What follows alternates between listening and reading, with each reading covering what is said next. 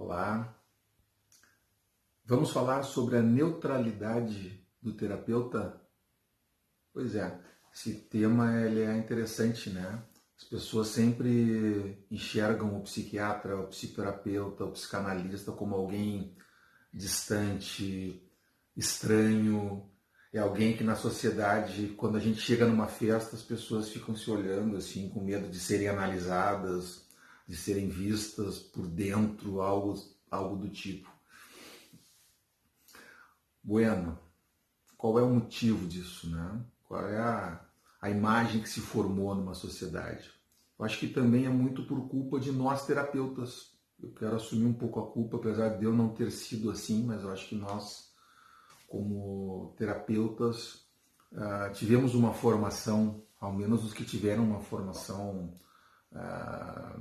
específica em psicoterapia, nós somos treinados desde o início de formação, tudo para sermos neutros. O que quer dizer neutro?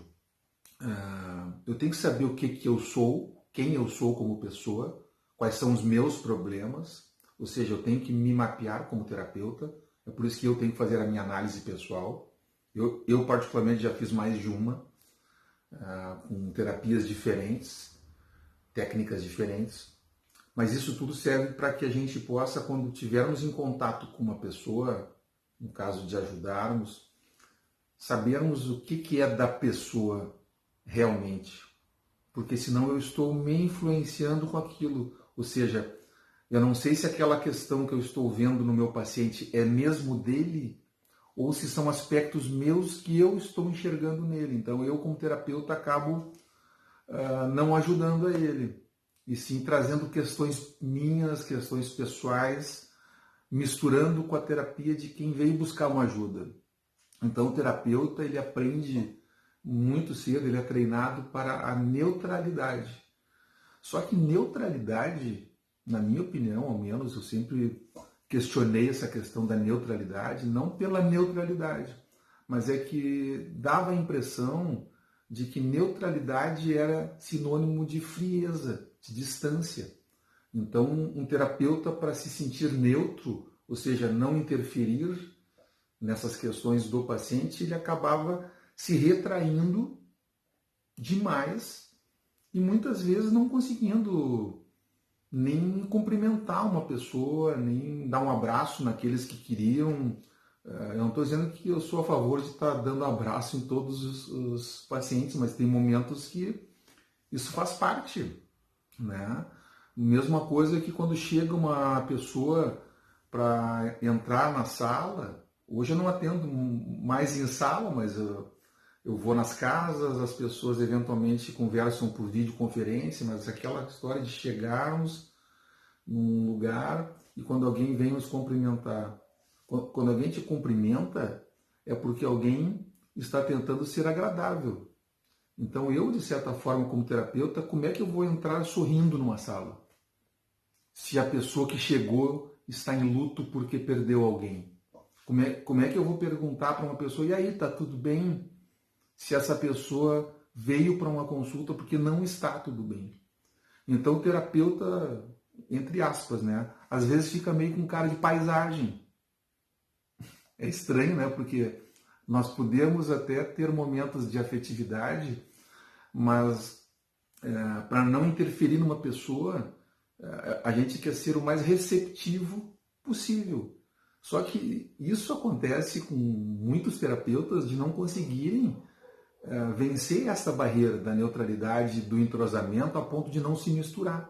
Ou seja, eu tenho que mergulhar sem me afogar. Eu tenho que entrar numa consulta sem que eu me misture com ela. Porque eu vou usar aspectos daquele paciente para poder ajudá-lo, a ele mesmo. Então, parte daquilo que está sendo falado, eu estou entendendo, eu estou ouvindo no intelecto. Agora, existem coisas numa consulta que não são faladas, não são ditas, são sentidas. Então, são sentidas tanto pela pessoa quanto pelo terapeuta. E o terapeuta se utiliza desse sentimento dele, terapeuta, que ele está sentindo, mas ele sabe que não é dele, para ajudar a própria pessoa. Um exemplo, só muito simples, assim, só para que fique mais claro aqui nesse vídeo. Um paciente está na minha sala e eu tenho o sentimento de estar com medo dele. Ou ele está sendo agressivo comigo, mas ele está sendo agressivo, eu estou pensando que ele está agressivo, hostil talvez, não sei, mas eu tenho um sentimento de ter medo dele. No fundo, aquele medo não é meu, porque eu não teria por que ter medo. O medo é dele, ele está com medo. E eu, como terapeuta, estou avaliando o medo que eu sinto para saber o quanto ele está com medo. Então, é só um exemplo simples, mas isso vale para todos os sentimentos. Então, nós, como terapeutas, precisamos lidar com esse tipo de sentimento que aparece em nós, mas não é nosso. É do paciente. Isso é o que se chama de transferência. Aquilo que o paciente traz para a gente, aquilo que ele enxerga aqui numa consulta, ou seja, ele briga com o pai dele, com a mãe dele, com todo mundo, ele chega e ele vai brigar comigo. Ele vai achar um jeito de brigar comigo. Isso é uma transferência. A contra-transferência é quando eu percebo aquilo ali em mim, mas não é meu, é do paciente. Então, eu utilizo esse mecanismo para poder me auxiliar na terapia. Então, eu estou falando um pouquinho de termos um pouquinho mais técnicos, mas é que é importante isso porque os terapeutas, eu acho que temos que fazer uma meia-culpa aqui. Eu acho que os terapeutas têm um pouco de responsabilidade nesse aprendizado, que é importante, mas o quanto se utiliza disso. Quer dizer, nós temos um autor psicanalista, eu não vou citar o nome dele aqui, mas era muito conhecido, livros, né, um inglês. Chegou ao ponto de que ele, para ser neutro, ele usava a mesma roupa durante todas as sessões e o paciente não via ele.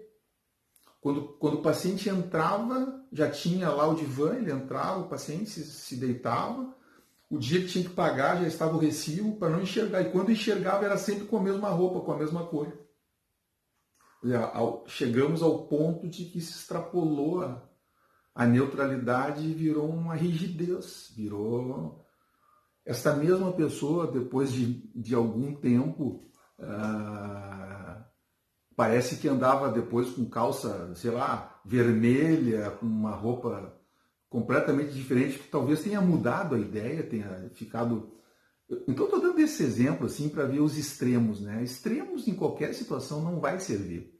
Então, essa ideia de neutralidade, ela é importante, o terapeuta precisa aprender isso faz parte do nosso desenvolvimento.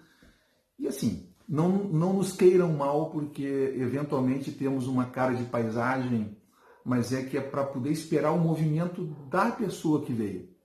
Eu quero saber se essa pessoa que veio, ela vai querer me cumprimentar, ela vai querer me contar coisas, ela vai querer chorar. Então, a nossa cara de paisagem às vezes é meio...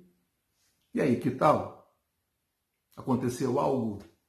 Posso te ajudar? É diferente de, e aí, tudo bem, entra aqui na minha sala. Como eu vou fazer isso? Mas no coração, as pessoas são sempre bem-vindas, são recebidas com carinho e saibam que, por mais que tenhamos cara de paisagem, a nossa intenção é em ajudar. É isso, gente.